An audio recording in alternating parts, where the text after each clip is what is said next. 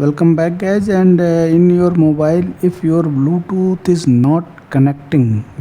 device is not connecting to your mobile, you need to refresh some setting, you need to reset some setting, by which if there is not any hardware issue, you will be able to connect your device to your mobile. After doing that setting, what is that setting, I'm going to tell you.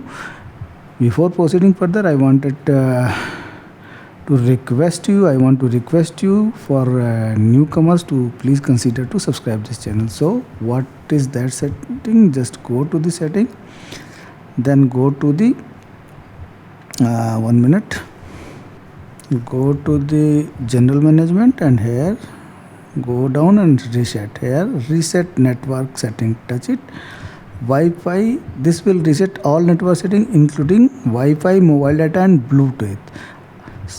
Only Wi-Fi passwords will go after resetting these network settings. So just go reset it. It will ask for pattern, enter it, and after resetting it, you will find that your Bluetooth connection will work. So this is all what I wanted to tell you in this video. If you like this video, please consider to subscribe this channel. Thank you very much guys.